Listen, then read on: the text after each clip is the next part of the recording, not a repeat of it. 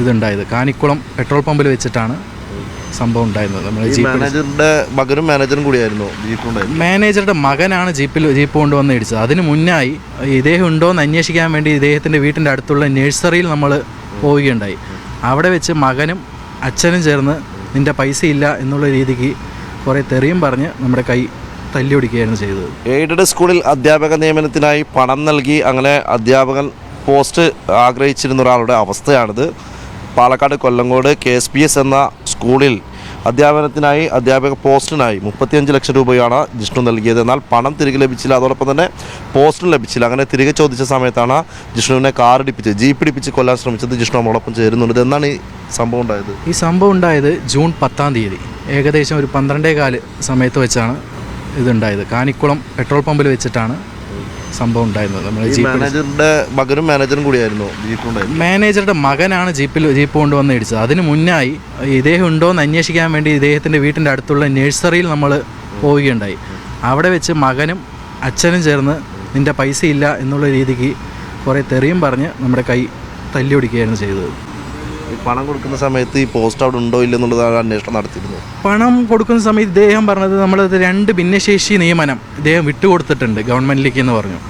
അതുപോലെ ഒരു കേസ് അവിടെയുണ്ട്. അതിനെപ്പറ്റി നമ്മൾ ചോദിച്ചപ്പോൾ ആ കേസ് കഴിഞ്ഞു എന്നുള്ള രീതിക്കാണ് പറഞ്ഞത്. ഞാനപ്പോൾ അവിടെ 2 മാസത്തോളം അവിടെ വർക്ക് ചെയ്യാൻ ശമ്പളമില്ലാതെ വർക്ക് ചെയ്തിരുന്നു.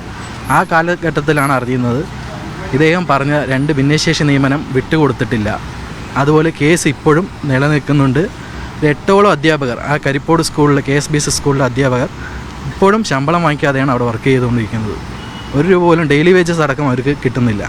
ഈ കേസെല്ലാം മറച്ചു വെച്ചാണ് നമ്മളുടെ അടുത്ത് ഇദ്ദേഹം. ഇതുപോലെ തന്നെ വേറെയും അധ്യാപകർ മറ്റാരെങ്കിലും പറ്റിക്കപ്പെട്ടിട്ടുണ്ട്? അതെ, കൊടുന്നരിപ്പള്ളി ഇദ്ദേഹത്തിന് വേറൊരു സ്കൂൾ കൂടിയുണ്ട്. കൊടുന്നരിപ്പള്ളി SNUP സ്കൂൾ എന്ന് പറയുന്ന സ്കൂളുണ്ട്.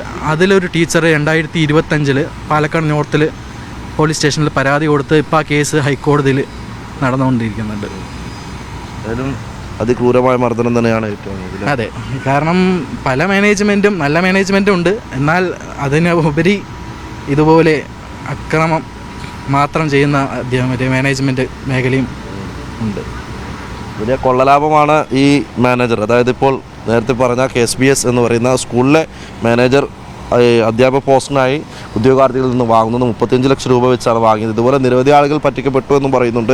ഇങ്ങനെ തിരികെ പണം ചോദിച്ച ഒരു അധ്യാപകനെയാണ് ഈ ക്രൂരമായ രീതിയിൽ ജീപ്പിടിച്ച് കൊല്ലാനുള്ള ശ്രമം നടത്തിയിരിക്കുന്നത്. അപ്പോൾ അധ്യാപകൻ്റെ കൈയൊക്കെ ഒടിഞ്ഞിട്ടുണ്ട്. ആ രീതിയിൽ അതിക്രൂരമായ മർദ്ദനം തന്നെയാണ് ജിഷ്ണുവും ഏറ്റുവാങ്ങിയിട്ടുള്ളത്. സമാന രീതിയിൽ പറ്റിക്കപ്പെട്ട മറ്റു അധ്യാപകരുമുണ്ട് എന്നുള്ളത് കൂടിയാണ് അദ്ദേഹം പറയുന്നത്. ക്യാമറാമാൻ ഷിജു ചുറ്റൂരിനൊപ്പം സലാം മുഹമ്മദ്, മീഡിയ 1 പാലക്കാട്.